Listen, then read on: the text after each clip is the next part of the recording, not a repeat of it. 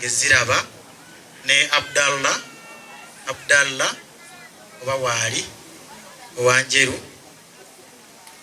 I'm the PRO. That means I have the power of born again Christians who are very many in this district. Siri muntu wa bulijjo nnyo. Nze Vice Technical Director wa tiimu eyo. Tiimu yaffe buli bwesambe ekitone nnyo etuuza abantu 2,000. Omusumba Hudson Sobi era ng'essaawa zino ndi ku ababaka bameka mu parliament.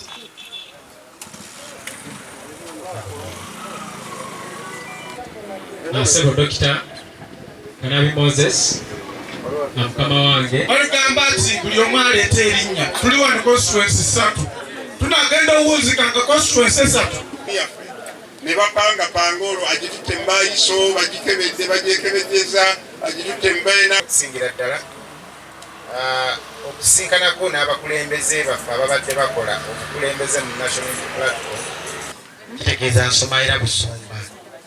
Ekyo kyenfuula omu ku bantu abasinga okuba ab'emirembe era ab'essanyu. Tinindi mugombolola y'e Kawolo mu constituency ya Lugazi.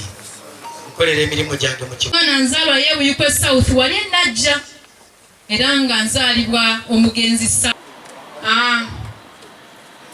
Ne sinyooma bakama bange era obuvunaanyizibwa obwo bantu ekiteezi banange kitalo nnyo kitalo ddala.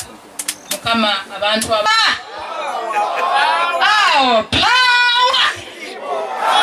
everywhere. Numbe Kawolo mbeera Kitega. People power. Ewe power.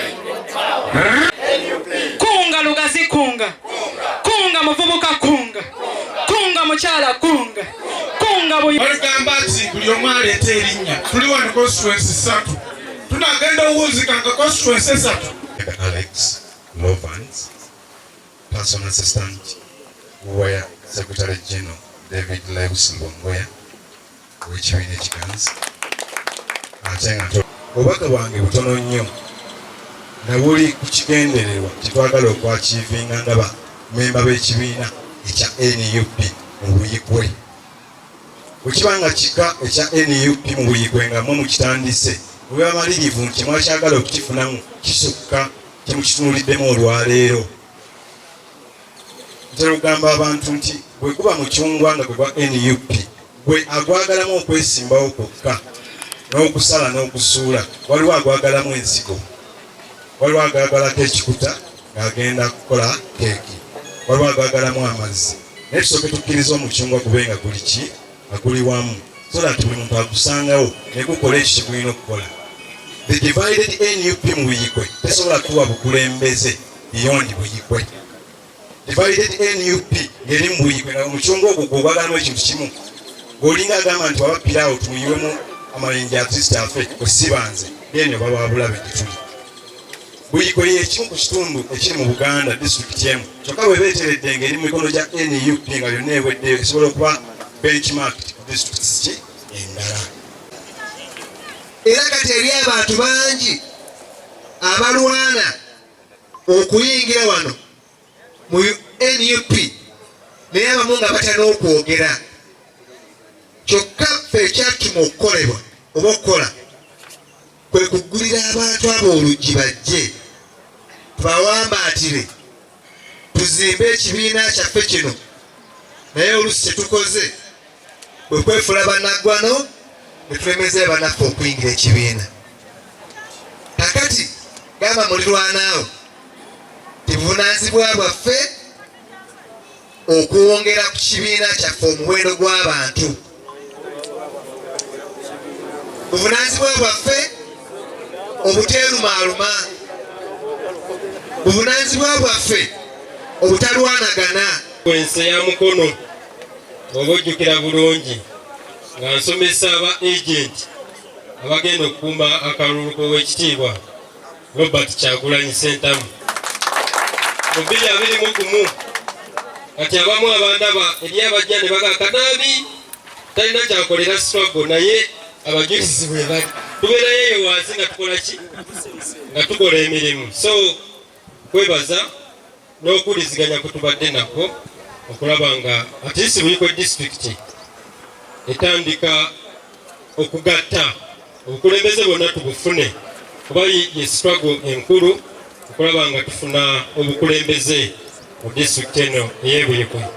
Neebaza Nabatanzi Farida okulembera struggle si kyangu era nsaba mugatte engalo mukubireko.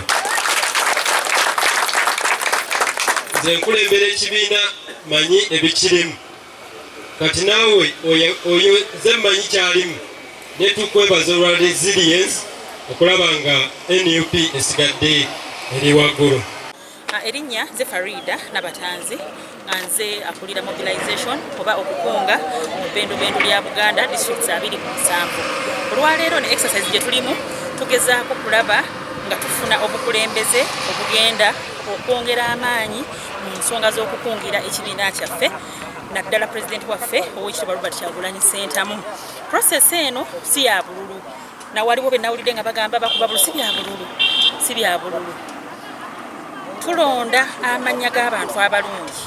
We just appointing abantu abasobola abalina obumanyirivu mu kukunga, abantu abasobola okugattako sofa omulimu gutambula bulungi. Twabadde mukono era tufuna obukulembeze ne tugenda Kayunga ne tufuna obukulembeze obugenda okwongera amaanyi mu nsonga z'okukungira ekibiina kyaffe. Tuzze kusolovinga kizibu era bannabuyikwe basolovinze ekizibu ekyabakulembeze abatankanatankana.